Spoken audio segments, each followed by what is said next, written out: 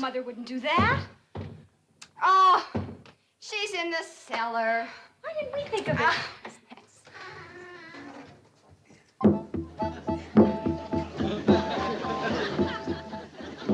All right.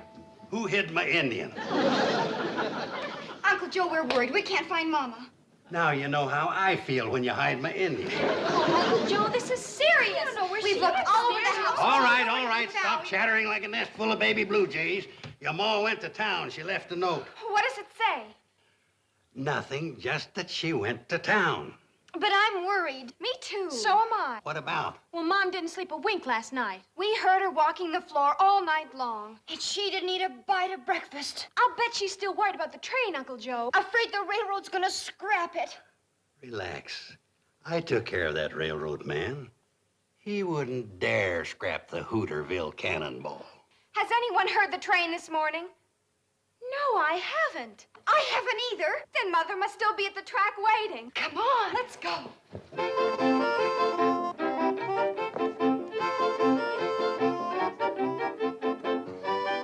All the mornings for the cannonball to be late.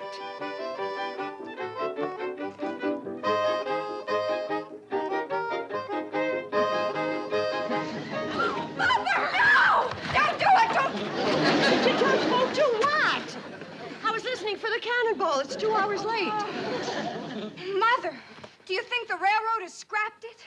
Of course not. There's nothing to worry about. Then why were you awake all night? I was reading. Walking the floor? If I read in bed, I fall asleep. Mother, you're worried about the train. Oh, I am not. Well, you didn't eat a bite of breakfast. Of course I did. I had coffee and buttered train. Toast.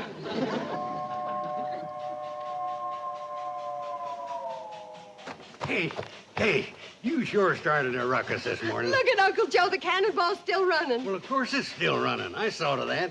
Let's all go up and get some breakfast. Look, I'm going into Hooterville to see Sam Drucker. What about? About the train. He knows the law, and we should be ready in case Mr. Bedloe makes more trouble. I sure sent that Bedloe running back to the main office with his tail between his legs. He wouldn't dare tackle me again. Yeah, but what if somebody higher up in the railroad makes more trouble? We'll bring them on. The bigger they come, the harder they fall. I still feel better talking to Sam. You stay here and I'll go. Fighting the railroad's a man's job. Well, I kind of thought you'd get some of those chores done today. What chores? Well, you've been promising to chop some wood and clean out the chicken yard. You hear that? I'm fighting the CNFW Railroad single-handed, and she asked me to clean out a chicken yard.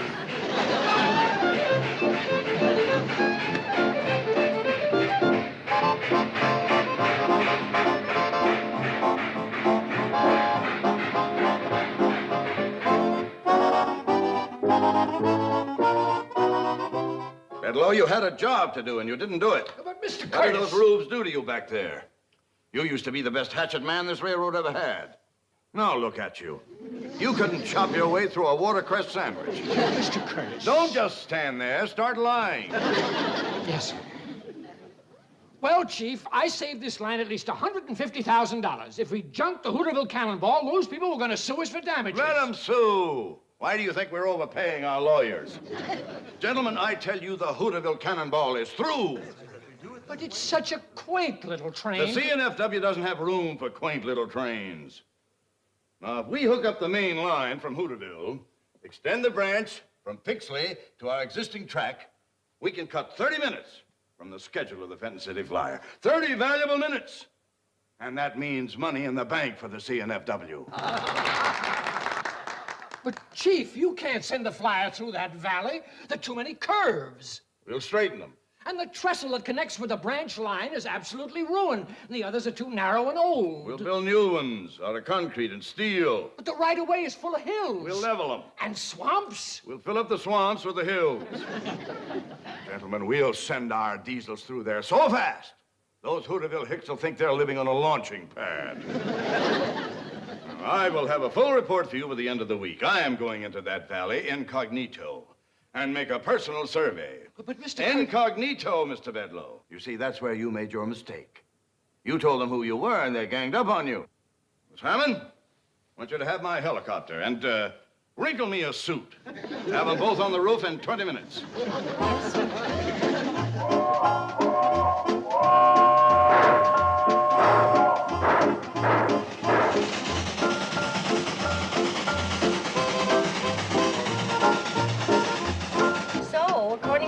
Drucker, all we can do right now is lay low and let the railroad make the next move. Sam's a smart fellow. He says to expect trouble, though, especially from the president. Remember how mean Mr. Bedloe was? Honorest man I ever met. Well, from what Sam's heard, the president of this railroad makes Mr. Bedloe look like a Sunday school teacher. Floyd, look. It's a heliocopter. Yeah. What do you suppose that whirly-bug's doing around here? Put me down outside Hooterville.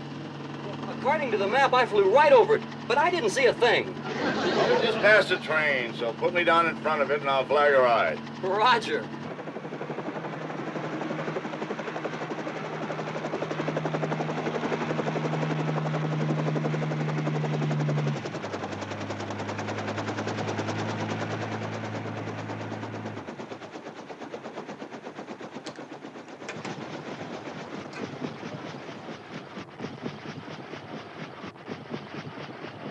Don't forget now, I'll be waiting at Hooterville, ready to be picked up Friday noon.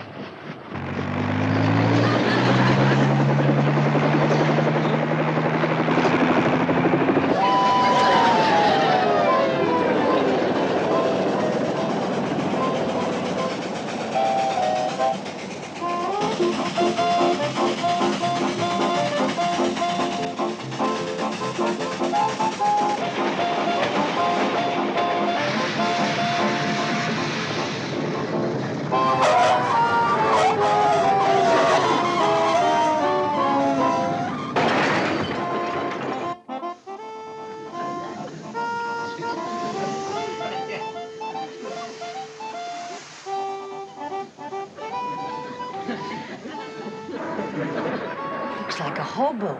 Yeah, and he had the nerve to stop the train. Go easy on him. Listen, Kate, it's bad enough for a hobo to hook a ride on the outside, but he'd come inside. Yeah, but the poor fella looks like he's on his last leg, so take it easy, huh? Okay.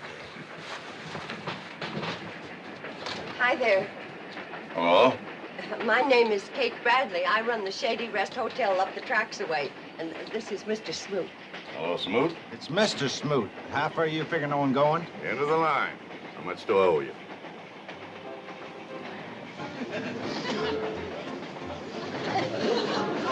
Well, my secretary must not have put any money in these clothes.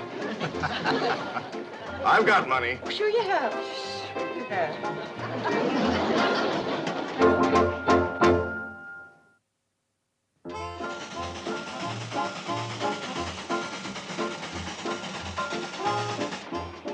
I still want to know what the fare is. You wouldn't know what to charge him, would you, Floyd? No, I wouldn't. We never stopped where we picked you up before. Hi. What's up, Charlie? Oh, nothing. Just come back to check on the hitchhiker. Wait a minute. You're the engineer, aren't you? Yep, sure am. Well, then who's running this train? My little girl. What? Betty Jo, my youngest daughter. Runs the train real good, too. Come on, Floyd. We're almost to the trestle. See you later, folks. They let your daughter run this train, a child? She's been running it for years. Has a real steady hand on the throttle.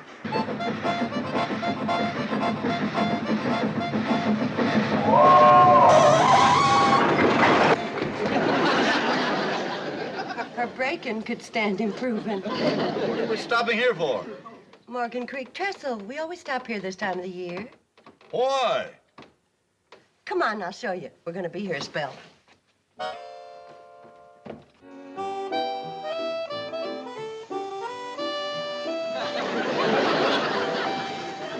I'm all baited up and ready to go. Dump it in. Fish ain't likely to climb up here begging for it. Quiet, both of you. I think I got me a nibble. Nope, the worm was just stretching. Oh, no. You mean to tell me you stopped this train just to go fishing? We ain't in no hurry. Well, I am. Let's get this iron rolling. You sure give good orders for a hobo. A hobo? I am Norman P. Curtis, presently a hobo. Well, if you don't intend staying one, there's no shame in it. Would you like to try my pole? Oh, no, thanks. I'm not much of a fisherman. Well, you never know till you try. Go ahead. Well, all right. But I'm not very good at it. Ooh, I wouldn't say that. I think you got something already. Either that or Betty Jo's using a mighty heavy worm. By George, I have. I've got a fish.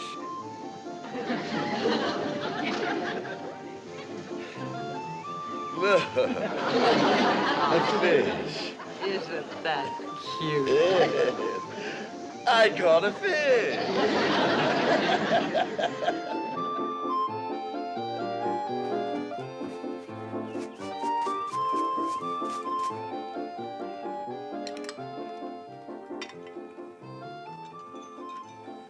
I haven't had a meal like this in years. The way you're glomping it down, you won't need another one for years. I thought those two freeloaders could put it away, but you got them backed into a corner. What do you mean, freeloaders? We give value received. All of you ride on our railroad for free. Oh, they do? Well, I'd like to hear more about that later. Yes, Kate and the girls and Uncle Joe and... Here you are, Mr. Curtis. The piece de resistance. Oh, Mrs. Bradley, I don't think I have room for anything more. Oh, you're just being modest. The way you pack it in, you could give stuff and lessons to a silo. You have room, all right. Regarde. Poisson a la Curtis. My fish. Where? Right there under that sprig of parsley.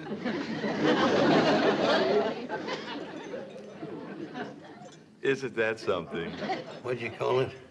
Poisson. That's French for fish. I've seen heftier looking guppies. This one did lose a little in the translation. Mrs. Bradley, I can't remember. Kate? Oh, Kate, thank you. I can't remember when I've tasted such delectable food. I'm certainly going to miss it. Well, why don't you stay for a few more days? Tomorrow we're going to have ribs. Ribs. Oh, I really would like to stay, but no, I must get on to Pixley. Mr. Curtis, we all get down on our luck sometimes, so Kate. you don't have to be bashful with us. If it's a question of money, we can work something out. Kate. You're very kind. Maybe I will stay on for a while. Kate, could I speak to you for a minute? Well, sure, I can. Excuse me. And just holler when you want dessert. We're going to have gooseberry turnovers. Gooseberry turnovers? Oh, marvelous. My own fish. Maybe I shouldn't have asked her to cook it. Maybe I should have had it mounted. Kate, why'd you have to invite him to stay? Why not? He's a very nice man. Have you seen him eat? He's got more stomachs than a camel. Poor man. Poor us, you mean. Why, he's had everything but the delphiniums Betty Jo painted on the plate. Uncle Joe, I got a feeling about Norman Curtis. His coat may be frazzled, and he may be coming apart at the seams, but underneath it all, He's a tramp. he's a gentleman. I can tell. And you got no call to whittle on a man just 'cause he's come on hard times. Well, if he don't stop eating, our hard times are going to be asking his hard times to move over. It's our bounden duty to help him. Anybody can tell he's seen better days. Not better eating days. Kate, you're a mighty poor judge of character. Now, that Norman is a freeloader if I've ever seen one. He's not a freeloader. I ain't seen the color of his money, have you? Well, I'm gonna let him work out his keep. He's gonna work? Sure. You've got a lot of chores that haven't been tended to. Norman can be your helper. Helper.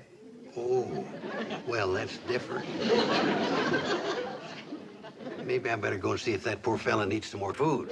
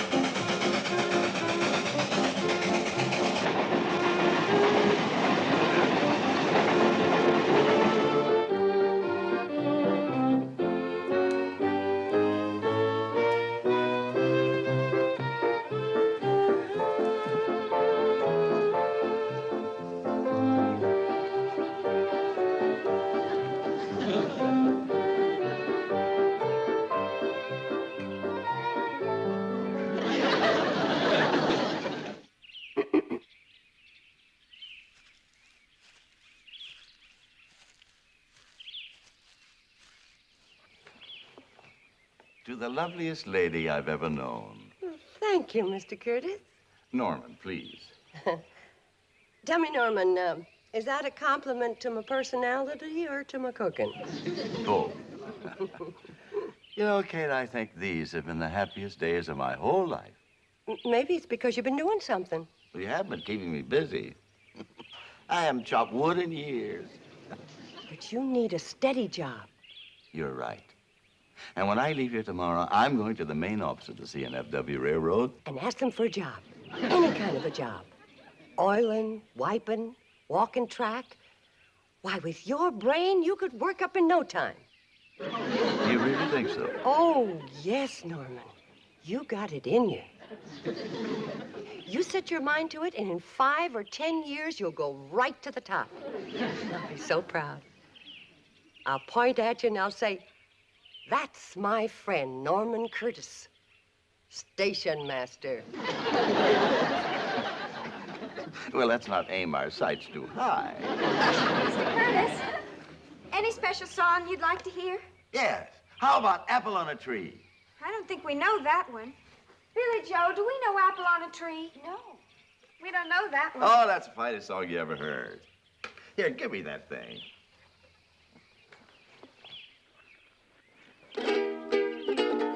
Wish I was a woolly boogie bee. Wish I was a woolly boogie bee. I was a woolly boogie bee. I'd make my home in that cherry tree. Wish I was.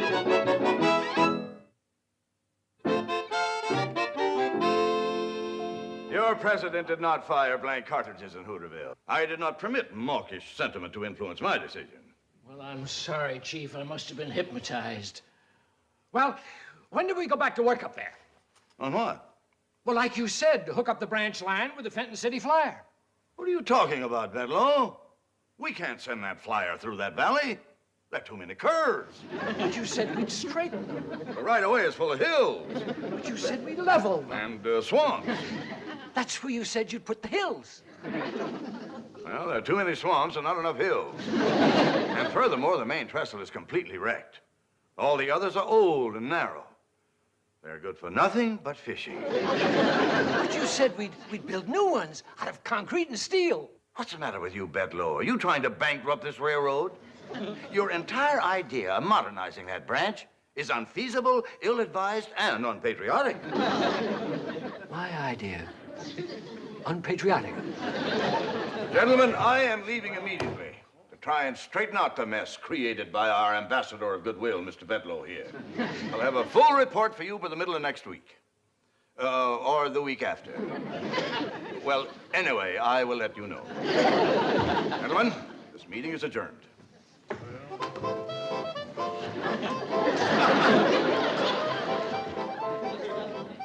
Oh, Miss Hammond, dear. If you have a moment, would you please get my helicopter and my wrinkled suit?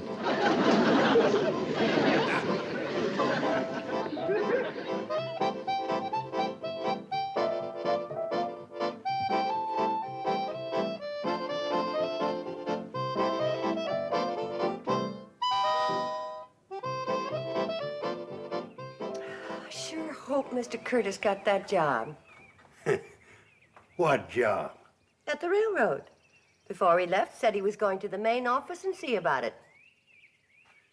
Kate, you're the worst judge of character I've ever seen.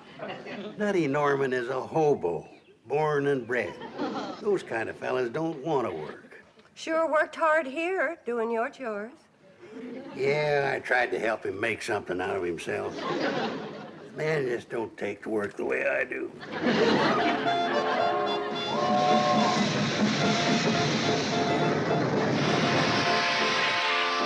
Thanks for the lift, fellas.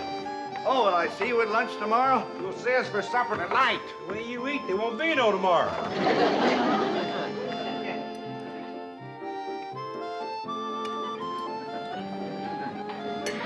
You know something? You're the first man I ever seen could get sparks out of a knife and fork. Now, Uncle Joe, leave him be. He feels bad enough not landing that job. Yeah, it's ruined his appetite. He's just as well off not getting in with that CNFW outfit. Yeah, I hear they are all a bunch of nuts. That's the case. Nutty Norman ought to be president. Now, that's enough. I do hear they're awful hard-hearted, especially the president. They say he's a terror. Did you get a good look at him when you was up there? As a matter of fact, I did. What does he look like? Well, he's a pretty good-looking fella. And rather nice when you get to know him. You're as poor a judge of character as Kate. That skunk's trying to scrap our railroad. Oh, well, wait a minute. It isn't altogether that skunk's fault, the president's fault. As a matter of fact, he wants to save your railroad. He does? Yes, he really does, Kate. But you see, he's accountable to a board of directors. And they are accountable to the stockholders and, well, you know stockholders. Well, when the fiscal year terminates, they want those net profit dividends to be commensurate with Norman. When you try to talk business, you're pathetic. Stick to eating. That's what you do best. You don't sing bad. Speaking of that, let's all go outside and do some singing. We've got a surprise for you, Mr. Curtis. Oh, really? I wish I was Woolly Boogie Bee. I wish I was a Woolly Boogie Bee. If I was a Woolly Boogie Bee, I would make my home in that old cherry tree. I wish I was a Woolly Boogie Bee. Yeah, doing our song. Yes.